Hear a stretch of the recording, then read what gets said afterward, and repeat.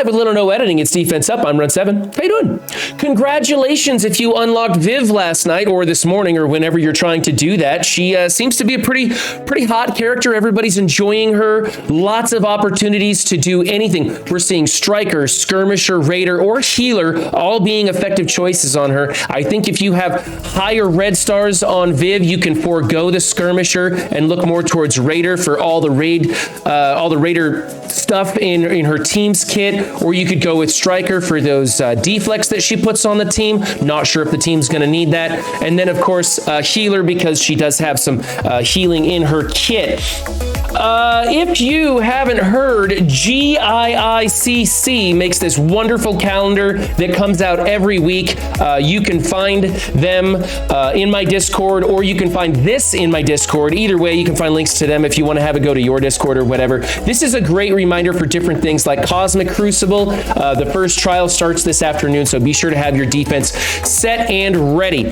Okay, so moving on to Defense Up. Oh, wait, before I get started, save Strike Pass if you complete it. I think we got 2 days left on that, so if you can start saving your Strike Pass rewards soon, that's going to be something you want to pay attention to.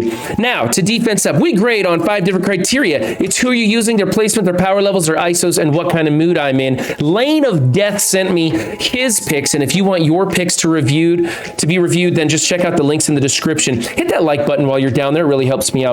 Team number 1 is the Brotherhood 2.0. This is such an old team anymore.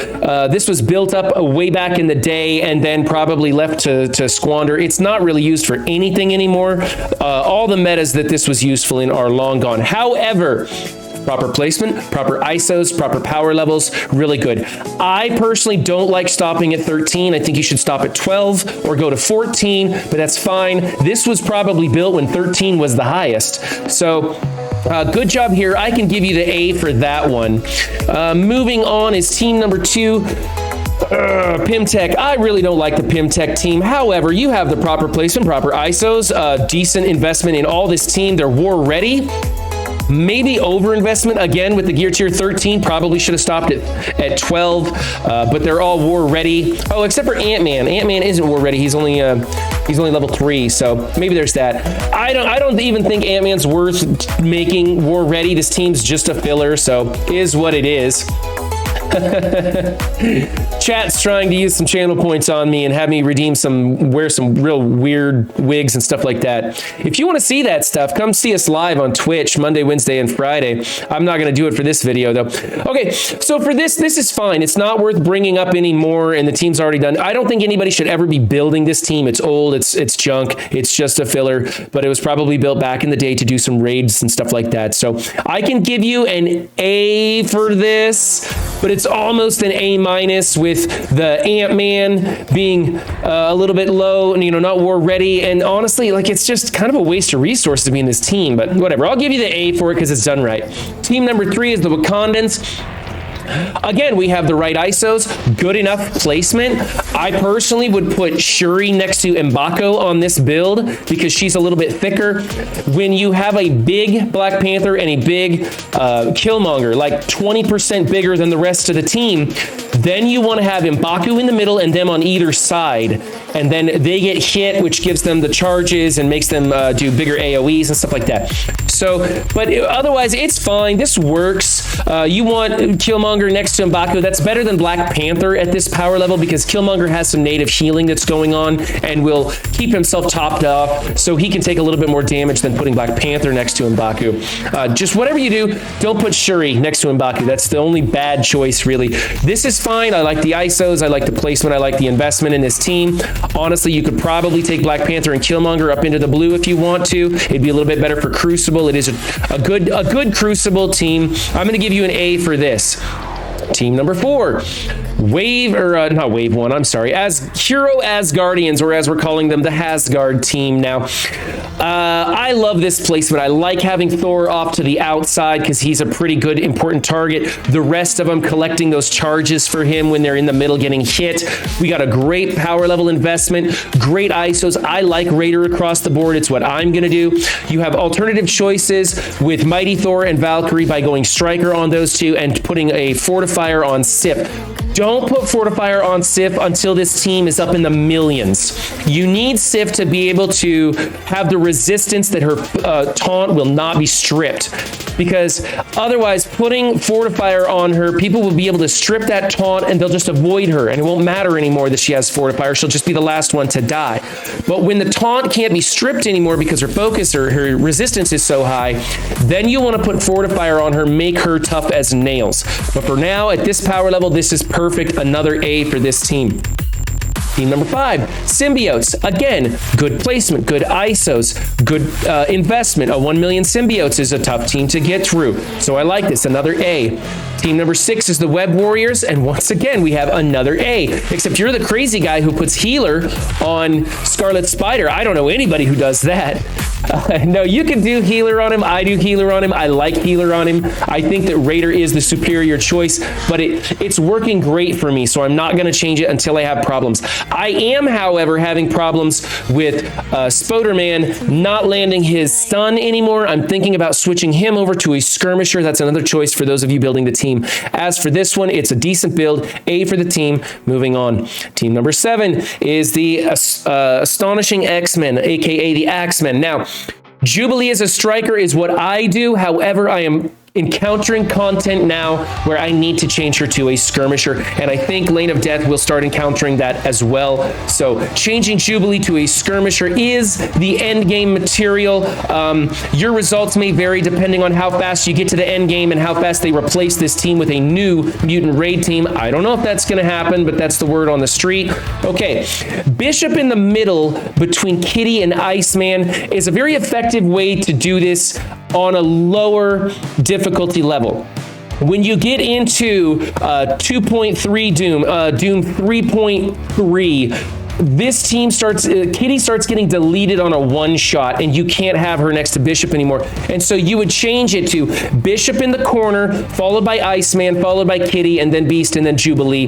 That way, when Iceman gets deleted, he revives once, so that's all right. And then Kitty can take that splash damage, divides the team in half with her invisibility. So right now, it's an A, but when you reach tougher content, and I think Lane of Death will be entering that pretty soon, he's going to have to make some changes. Team number 8 is the Darkhold team. Standard issue here. Lane of Death gets an A+ for this one because he has changed his MLF to a striker with the higher red stars and the bigger power level on MLF, and put her next to Agatha, so she gets called for the assist, doing crazy good damage. MLF has something like 1.5 million health or something ridiculous and just does stupid damage as a striker. When you need her to land an effect, you run Skirmisher, but once you start getting into 5 and 6 red stars, getting her fully fleshed out and she has enough resistance to hang with the big boys, then you switch her over to a striker and you make her adjacent to Agatha instead of Wong. When MLF is a Skirmisher, you're going to want Wong adjacent to Agatha so that he'll do his basic and remove the negative effects from this team, giving it a little bit more survivability, a little bit more speed, and all that. But this is perfect. I love the placement. I love what you're doing here. You could make this team tougher by putting in Emma here, making them a little bit faster. A lot of people will just go into this with a mirror, but using Emma here instead so that they can control the match. The only thing you can do. But I think this is fantastic. This is the cutting edge thing right here to do, is switching her over to a striker and making her adjacent to Agatha. Remember, in Arena, Agatha calls 2 assists, so you'll have Agatha in the center, MLF in the center of the team, and Wong on the other side of Agatha, so you'll get to do both Wong assist and MLF assist. Team number 9 is the Heroes for Hire. Pretty standard issue stuff here. I think that if you are going to be going into Doom 3.0, you absolutely have to have Shang-Chi for that skill team to work. Depending on when you get there, you can forego Shang-Chi in hopes that they replace this, but I don't see anything in sight right now. I went ahead and brought Shang-Chi up from the purple gear all the way to G16. He works fantastic. I was blown away at how effective he is in the skill nodes. He is absolutely necessary in Doom 3.0 and above. So for that reason, I'd like to see a higher investment level in Shang-Chi. On this team, it also helps out a lot when it's like a lopsided power level and Shang-Chi just kind of takes off and deletes the team. It makes it a lot tougher. Otherwise, the ISOs, the placement, everything else is great. I'm going to go A- on this. Team number 10 is the Young Avengers. Now, any one of the front row, whether it be Kate, Squirrel Girl, or Echo, can be adjacent to America Chavez. There's all kinds of reasons to do that. Getting Kate to her blind a little bit faster, getting Squirrel Girl to her cleanse a little bit faster, getting Echo to her deflex a little bit faster. I'm sorry, her evades a little bit faster. Those are all important reasons to do any one of those. So it doesn't really matter as long as Miss Marvel is out of the corner and America Chavez is adjacent to two other people that is not Miss Marvel, because who cares about speeding up Miss Marvel? She's just there for that counter assist thing. Also, some alternative choices for ISO would be Skirmisher on Kate Bishop to make sure those blinds land. That's very important. Squirrel Girl is a healer. It's okay. I kind of like her a striker. I think she does enough healing on her own. And then Echo as a raider. If you're speeding up Echo, you could consider making her a raider because she has one of the highest damage stats in the game. She has some crit chance built into her kit, and all that extra damage could really be powerful in igniting people and just knocking them out of the match. However, 4 strikers and a skirmisher gets it done for me. It's another A for the team. Really solid report on Lane of Death. I know that he is watching my videos, hanging out in chat and taking notes. And if you want to improve your roster, come hang out at Twitch and listen to how my chat helps me learn about these teams and these characters and get better at bringing you guys information.